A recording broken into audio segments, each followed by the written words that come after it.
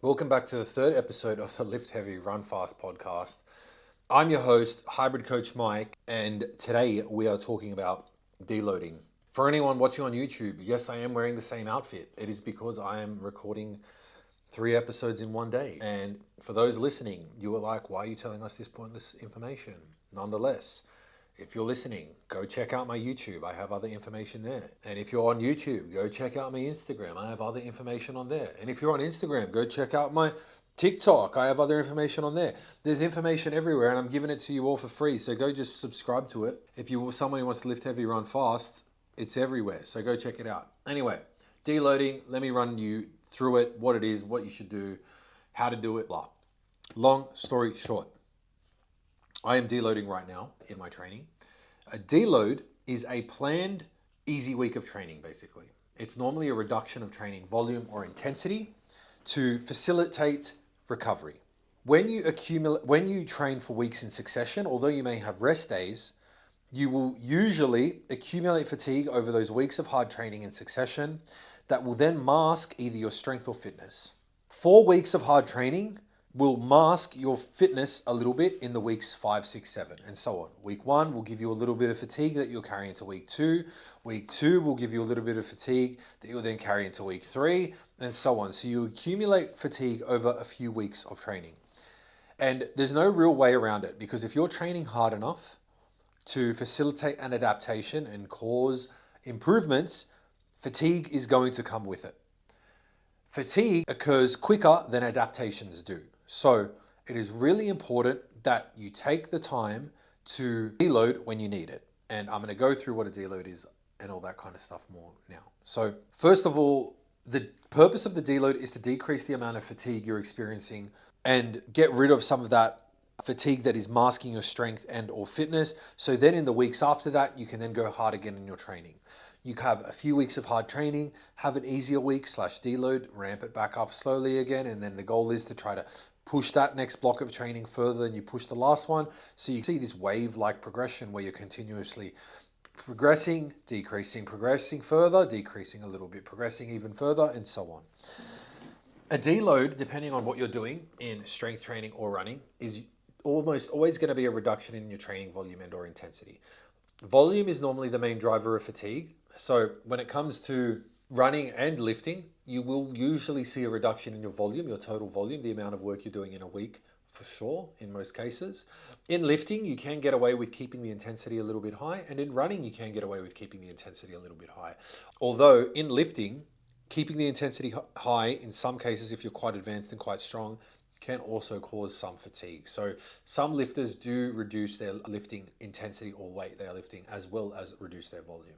On the flip side, some runners might keep the intensity somewhat high, might still have a couple hard runs in their deload week. That's because the energy systems, the musculature, the way the body works, the energy systems used and all that kind of stuff are a little bit different between strength training and running. I'm not going to go through energy systems too much right now. I don't want to nerd out on everyone. I don't need to scare away my audience. I'm still trying to find them at this point, but I will probably unpack the energy systems and training around those a little bit later. But for now, I just want to give you really straightforward basic tips that you can hopefully apply to your training regardless of your skill level, beginner to advanced. Nonetheless, deload. So I'm deloading right now. I have had about 4 weeks of hard training and I felt quite fatigued at the end of my last week of training. I came back from holiday, had 4 weeks basically foot to the floor, focusing on training as hard as I can again, or slowly ramping up my training as hard as I can again. And I felt like as of last week, I was quite cooked. So I was like, you know what, this week I'm going to deload. Plus I had a few things on and I'm like, it's probably a good time to deload. Generally you want to deload before you need it. However, it can be really hard to predict when that's going to be, particularly if you're coaching yourself and you're inexperienced.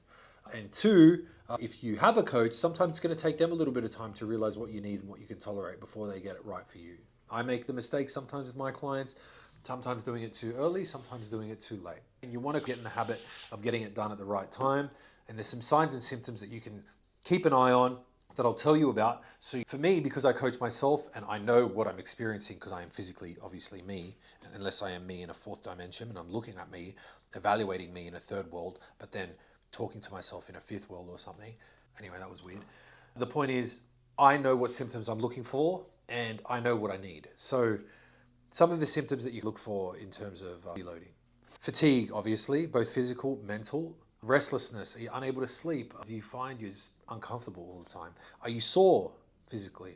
Do you have a loss of appetite? Are you irritable? Do you have a bit of a short fuse? Maybe you're not in the mood lately. Do you have low motivation? I think I said loss of appetite already. Are the weights moving slower in the gym? Should a weight that's really easy is it feeling really hard all of a sudden? Are your runs feeling much harder than usual? Is your normal running pace feeling way harder than it usually should? These are the signs and things that you want to look for. And if you have a few days or a week or two of that, you're probably like, yep, let's pull back the training. Let's reduce either the volume or intensity or both. And then I'll come back into it the week after. Normally, reduce the volume by 50%, anywhere between a 30% reduction up to a 70% reduction I've seen, depending on the athlete.